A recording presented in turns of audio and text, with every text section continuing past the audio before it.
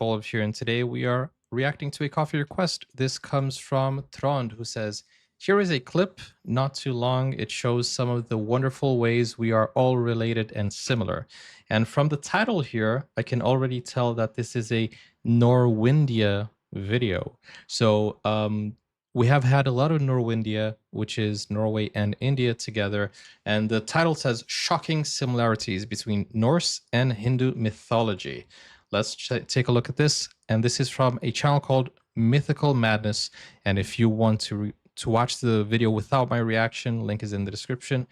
Go watch it and then come back to watch it again with me. Let's go, guys.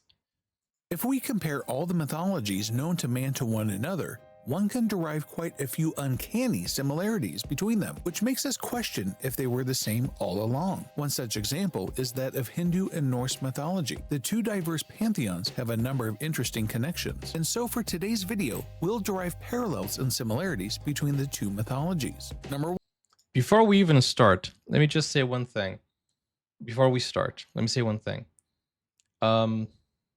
If God is all over, right? Omnipresent all over the world, then there are ways to tell the same story, right? There are ways to tell the same story. So maybe we all know the same story, but tell it differently. I don't know. That's just an idea. What do you think? 1. Indra and Thor. Indra is considered to be the supreme power, the king of gods in the older myths of India. Similarly, in Norse mythology, in the great pagan temple of Uppsala in 11th century Sweden, Thor sat in the center of all other gods. Indra is the god of lightning, thunder, storm, and war. He is magnificent in stature, strong as a bull, and rides a golden chariot drawn by two tawny horses. Thor is the Norse god of thunder and strength, who protects mankind from evil and rides a chariot drawn by two goats. Indra's primary weapon is Vajra, an indestructible thunderbolt and lightning-capable snare. He also carries arrows, a great hook, and a net. Likewise, Thor wields the indestructible hammer Mjolnir, which also functions as lightning, commands the wind to create storms, and is also associated with sacred groves and trees. Not only are their personalities similar, but they're also known to have fought great water serpents. Indra slays Vritra, a giant serpent in the Indo-Vedic myths, who restrains human prosperity and comfort. In Norse mythology, Jormungandr is a giant poisonous sea serpent that encircles the world and is a great threat to mankind. Number 2. Bro, how is it so similar? Like, literally, how can you tell the same story and you're in different parts of the world? Like, isn't that crazy? 2. Sacrifice for creation. In Hindu mythology, it is often believed that the Purusha, a magnified non-natural man, was sacrificed by the gods, and the world was created by his mangled limbs. Similarly, in Norse mythology, the gods were believed to have killed a cosmic giant named Ymir and used his butchered body to create the world. The Hindu gods used Purusha. Wait, isn't Ymir in Attack on Titan?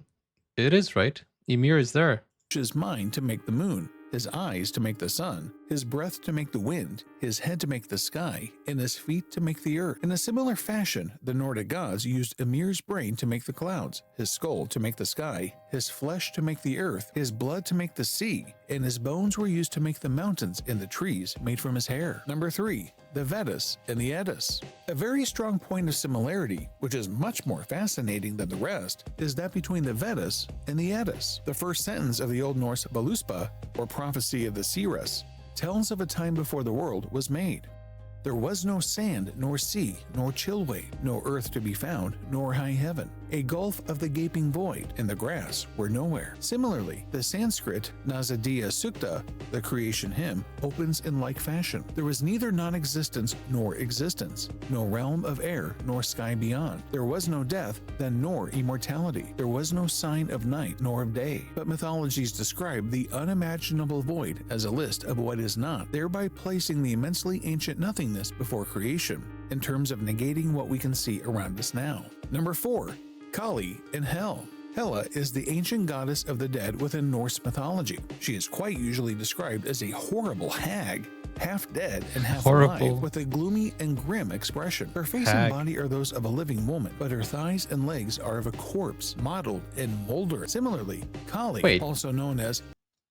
Wasn't she She was, yeah, Thor. She was one of the villains in Thor, Older. Similarly, Kali, also known as the Mahakali movie. or Badr Kali, is considered to be the goddess of ultimate power, time, destruction, and change. Both Kali and Hel have a stark resemblance in terms of their appearance and their fierceness. Number 5. Parvati and Freya. Freya and Parvati are two of the most well-known goddesses of their respective mythologies. Parvati is the Hindu goddess of power, energy, nourishment, harmony, love, beauty, devotion, and motherhood. Similarly, in Norse mythology, Freya is a goddess associated with love, beauty, fertility, sex, war, and gold. Another similarity between the two is that the That mode of is transport for interesting. goddess Parvati is a tiger, which is a species of cat, while that of Freya is a chariot drawn by cats. Number 6. Dude, that is so odd. The similarities are really shocking. Like really. I would love to know the opinion of a Nordic viewer and also of an Indian viewer, a Hindu viewer also in the comments. What do you guys think of this comparison? And I have seen other videos that was recommended to me also that compares Christianity with Hindu also, and it's very interesting. It's very interesting to see like how these things come about and how they are similar to each other, and it's actually very very shocking to see. Obviously, this is just some of the similarities. I know that this isn't all of it because it's a vast and big and very deep story, but it's interesting to see the similarities very close to each other. Odin and Shukra. Odin, the leader of the Aesir, who fought against the Vanir, or gods, was one-eyed and hung himself upside down over a fire to gain knowledge. Similarly, in Hindu mythology, Shukra, the leader of the Asuras, who fought against the Devas, is also single-eyed and gains knowledge by hanging upside down over a fire. Number 7. What? Prayer to specific Wow, okay. gods for specific problems. In Hindu mythology, Indra was the chief warrior god of the Vedas with his powerful Vajra or thunderbolt. So before going to war, the kings would conduct the correct yagna and make animal sacrifices, just as the Norse would do before each war. Most Hindus pray to Ganesh before starting any project to prevent obstacles from coming, and to Anjaneya for protection. And the Vikings did Norse pagan prayers to Odin and Thor before they went off to battle and to stay safe from sea storms. Number 8. Brihaspati and Thor.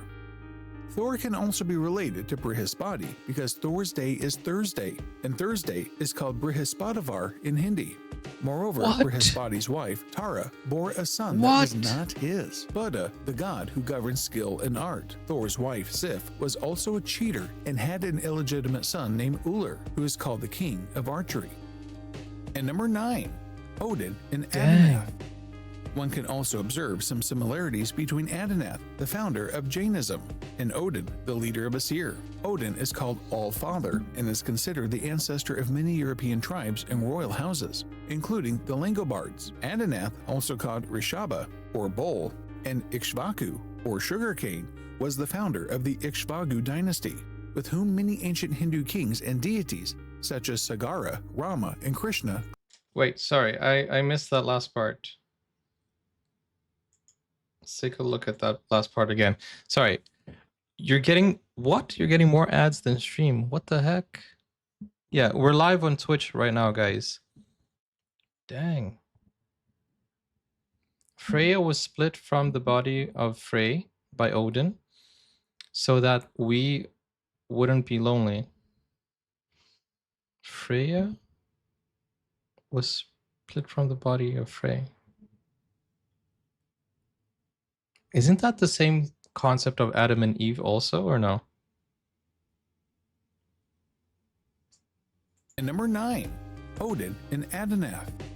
One can also observe some similarities between Adanath, the founder of Jainism, and Odin, the leader of Aesir. Odin is called All-Father and is considered the ancestor of many European tribes and royal houses, including the Langobards. Adanath, also called Rishaba or Bull, and Ikshvaku or Sugarcane, was the founder of the Ikshvaku dynasty, with whom many ancient Hindu kings and Oh, Sugar deities, King. such as Sagara, Rama, and Krishna, claim descent. Both Odin and Adanath are associated with writing systems. Odin is said to have won knowledge of runic writing by enduring the loss of an eye and surviving the ordeal of being suspended from an oak tree for 9 days. Adanath is said to have invented the Indian writing system called Brahmi script, which he named after his daughter. Some depictions of Adanath in Hindu art show him with a trident spear. The trident spear is also wielded by Odin in Norse art. A very strong reason for these similarities is believed to be that all the mythologies emerged from the same roots at the time of Eurasia. People in the West.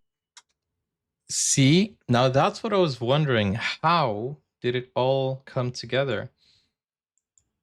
And he explains it right here. Spear is also wielded by Odin in Norse art. A very strong reason for these similarities is believed to be that all the mythologies emerged from the same roots at the time of Eurasia. People in the West usually believe that the origin of these tales was also in the East. On the contrary, a lot of evidence shows that these mythologies were rooted in India. Do let us know in the comments what your opinion is on the entire topic and where you think these mythologies have originated from. Also, don't forget to like, subscribe, and turn on the post notifications for our channel. Until next time, if we compare all... So wait a second. It's not that everyone told the same story. It's that it came from the same root, the same origin. Is that it? Or also, here's a quick, like, I need to think about this because it's very interesting how the similarities came about. And I don't know if maybe it was inspired. Which one came first? Which one came first? Let me know. I think Hinduism is the oldest. Is it? I don't know. I need more information, guys. So help me out in the comments. Christianity followed the trade routes to the west from Tibet. Interesting.